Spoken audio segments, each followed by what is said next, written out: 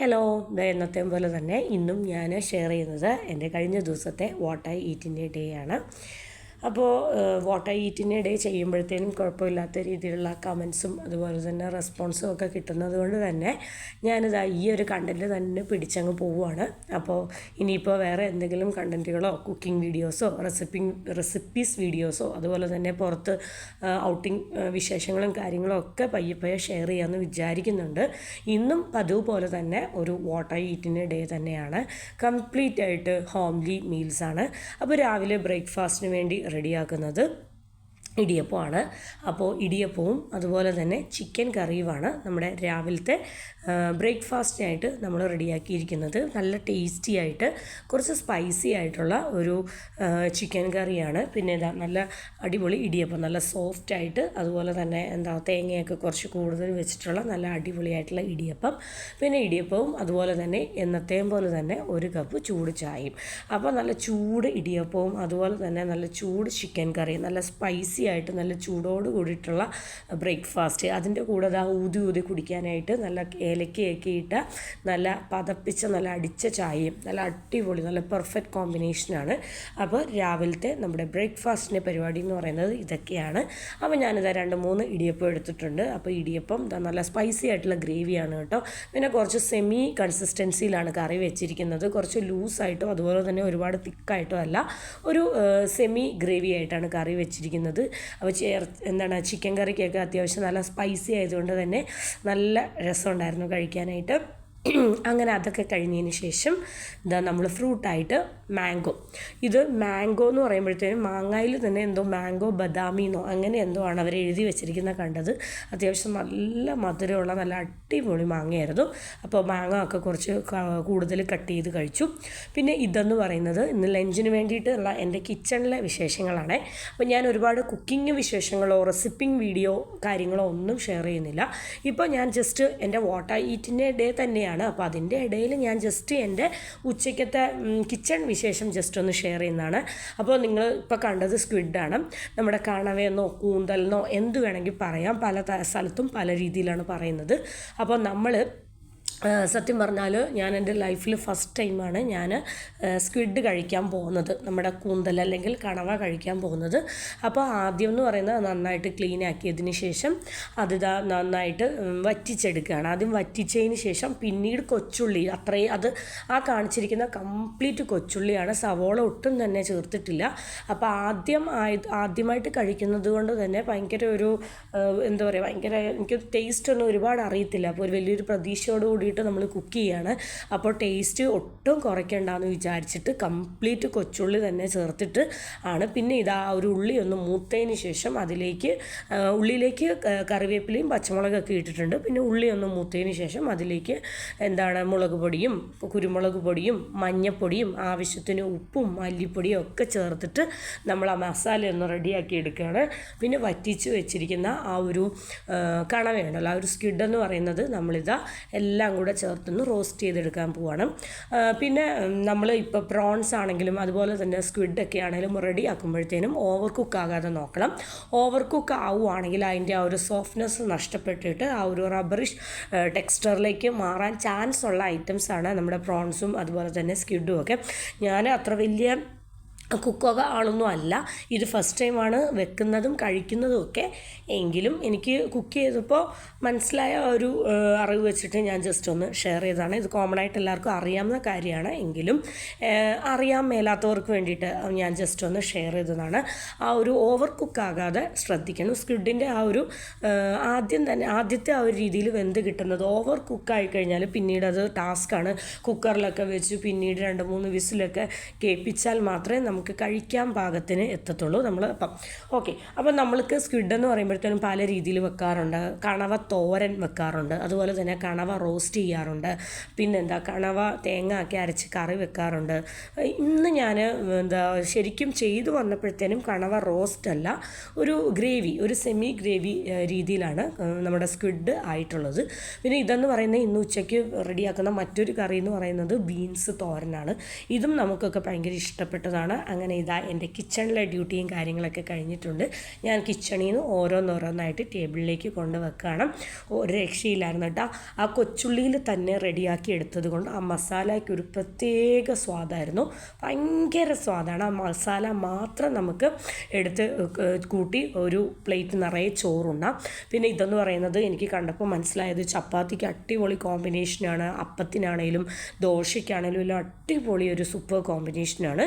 പിന്നെ ഇതാ നമ്മൾ ടേബിളിലേക്ക് ചൂട് ചോറും കട്ട തൈരും ചമ്മന്തിപ്പൊടിയും നമ്മുടെ സ്ക്വിഡ് മസാലയും, അതായത് കണവ മസാലയും ബീൻസ് തോരനും മുട്ട പൊരിച്ചതും ചിക്കൻ കറിയും എല്ലാം കൂടെ നമ്മൾ ടേബിളിലേക്ക് വെച്ചിട്ടുണ്ട്. അപ്പോൾ ഇന്ന് ലഞ്ചിനുണ്ട്.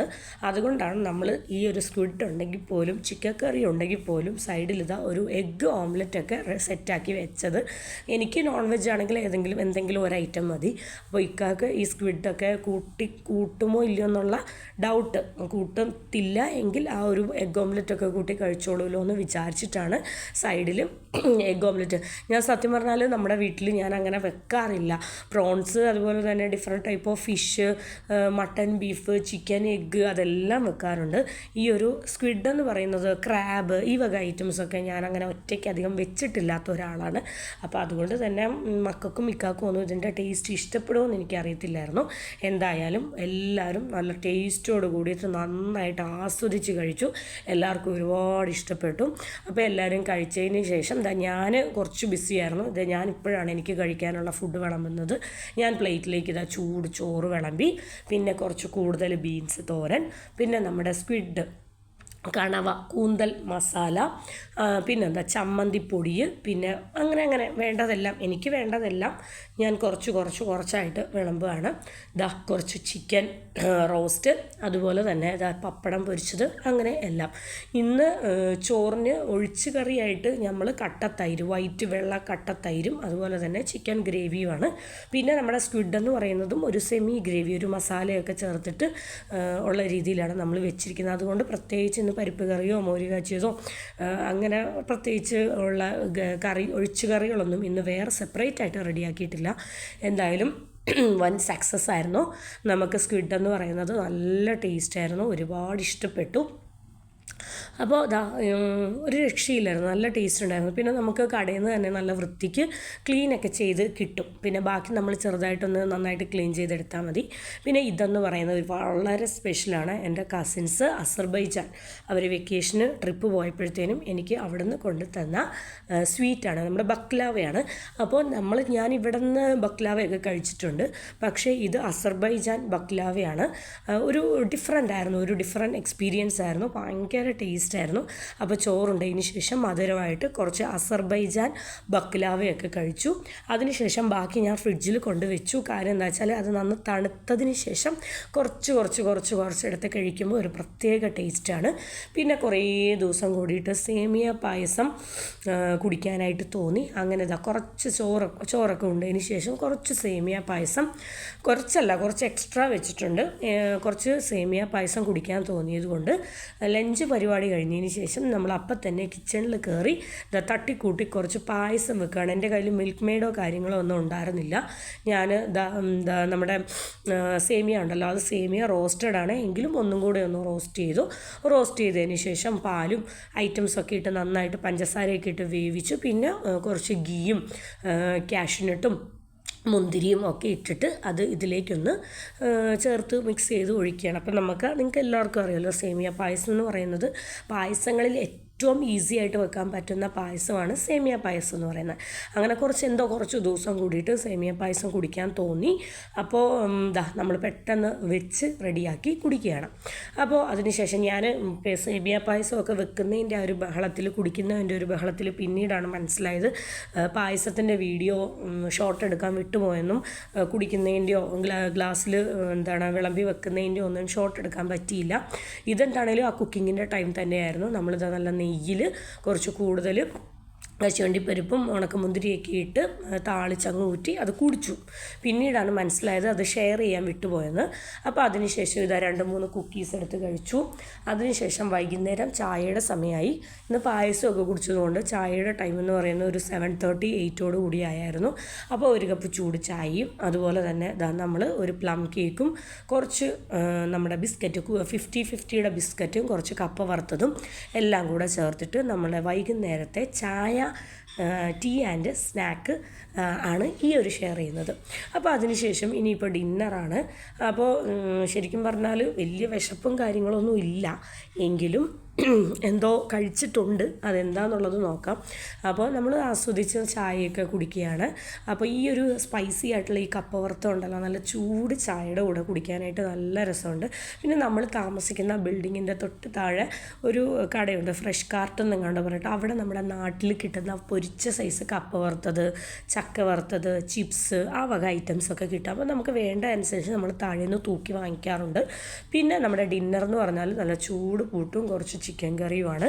അപ്പോൾ ഇതൊക്കെയാണ് എൻ്റെ കഴിഞ്ഞ ദിവസത്തെ what I eat in A day എന്ന് പറയുന്നത്. അപ്പോൾ വീഡിയോ കണ്ടവർക്കറിയാം, ഇതെന്ന് പറയുന്നത് കംപ്ലീറ്റ് ആയിട്ടുള്ള ഹോം മെയ്ഡ് ഡിഷസ് ആണ്. അപ്പോൾ ഇത്രയൊക്കെയുള്ളൂ. Thank you for watching.